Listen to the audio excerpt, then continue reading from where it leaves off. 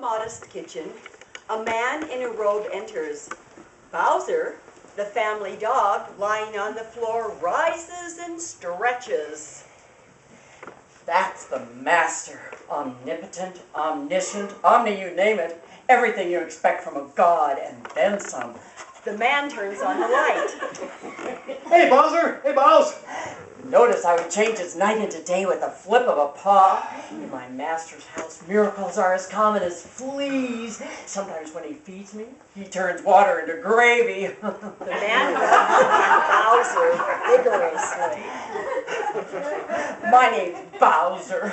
My job is fetching a ball, guarding the house, barking, and running in circles when the master comes home, and other displays of worship. Honey, are we out of coffee? The master is preparing his morning sacrament, a holy drink that provides him with many of his powers, like alertness, strength, and speed. I tried the sacred liquid myself, but it just made me have to pee. Obviously not meant for mortals. I got some yesterday. Look in the fridge. This is where it gets complicated. That was the voice of the master's maid, a goddess. Of course, she often has more power than the master, sometimes with only a harsh sound or a sniffle, causing him to spring into action. I don't pretend to understand. It's a divine mystery. The man looks in the refrigerator. He's opening the tabernacle. Within that holy receptacle are food and drink and mysterious potions. Time stands still in there. Substances that would rot to a delicious state in only a day or two take weeks inside the tabernacle, sometimes months. I believe it's a link to immortality. The woman enters the kitchen. The toilet won't stop running again. I give my right haunch to know what they're saying, to be in the company of gods, to hear their mystical incantations, and not understand is almost too much to bear. Did you jiggle the handle? Yeah, but it didn't work. It's making this kind of strange sound like...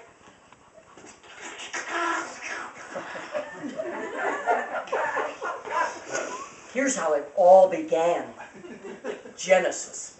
In the beginning was the Word, and the Word was no. The first dogs, Rover and Queenie, lived in a paradise, a home abundantly supplied with milk bones and jerky strips where they were free to sniff each other and drink out of the toilet 24/7.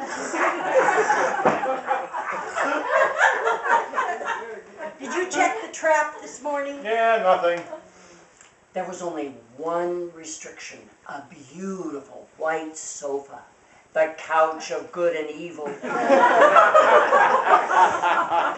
But Queenie was proud. She convinced Rover to chew up one of the cushions. Discovering them, their master condemned them with the terrible words that have doomed us ever since. Bad dog. Just hope we don't have another rat in the house. I know, me too. But we caught the one. Maybe that was it. I don't know. They're pretty wily and, well, filthy. The next day, Rover and Queenie were banished to a place called the Pound.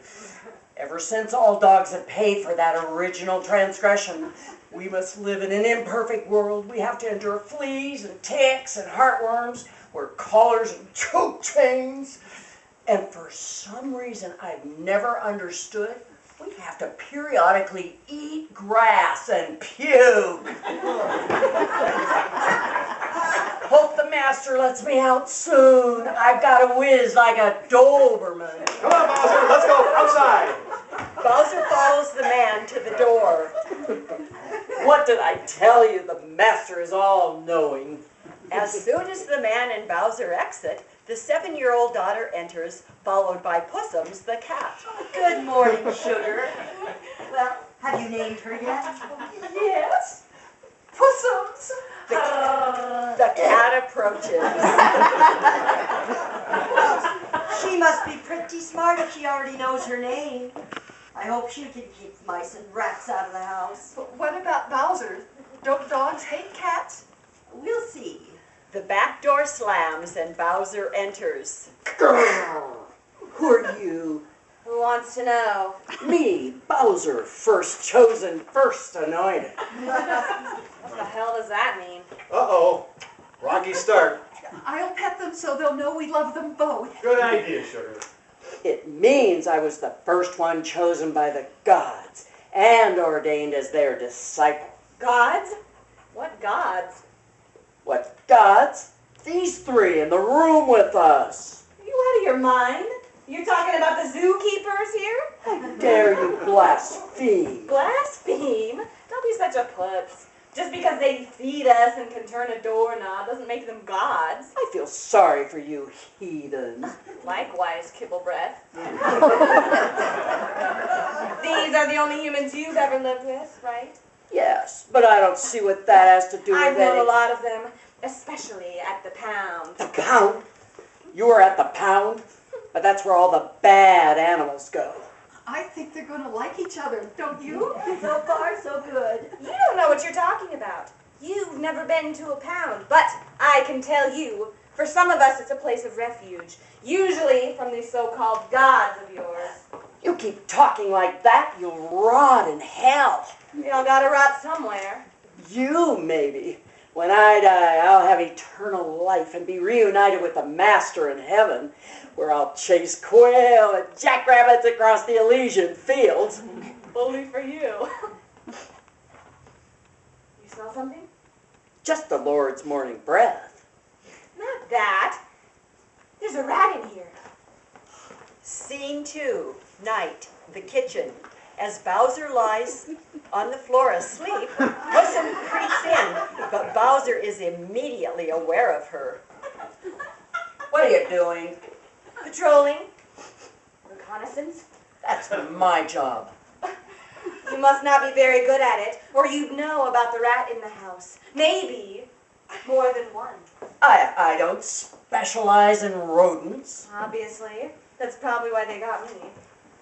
But let me assure you, I'm no coward.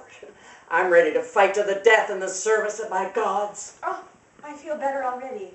Ah, listen. I think maybe we got off to the wrong paw earlier. I welcome you to these hallowed halls, and I assure you that you're extremely fortunate to now be in the service of the Master and his mate.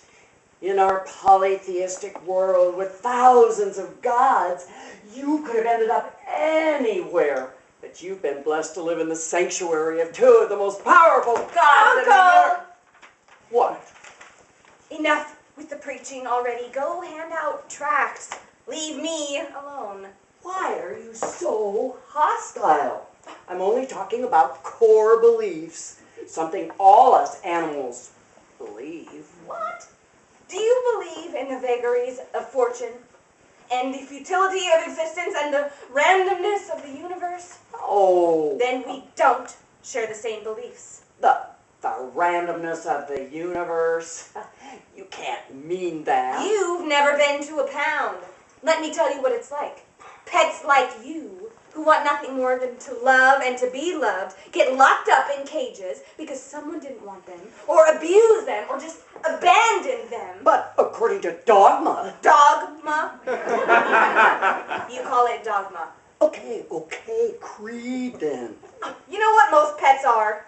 Innocents. Well, yeah, I suppose you can look at it that way. So sorry, trousers. Bowser! I can't get past that, okay? I can't get past the suffering of innocence. All right, there may be some rare instances. The voice of Rizzo the rat is heard off stage. She's right. What? Who's that? The rat. Name's Rizzo. The cat's right. The suffering of innocence. I know about that. Keep him talking. What do you mean? Pussums begins creeping around the room trying to get a fix on the rat. I lost my wife, the lovely Tara, just days before she was to deliver our first children. What happened?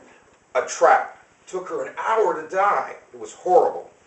Who would do such a thing? The humans. Your humans. They hate us because we're different. goodness, this is their sanctuary. You're trespassing. What, aren't all welcome in your religion? Well, I guess so. Or is it just another elitist, self-serving organization? Oh, no, it's nothing like that. Never was. Yes, I am a rat. But is a rat not a mammal? Hath a rat not paws? Hath not a rat a tail? Hath not a rat whiskers? Of course. And I'm certain all are welcome in our religion. Then why are we persecuted? Pilgrims, don't hurt him. What? Leave him alone. Are you sure?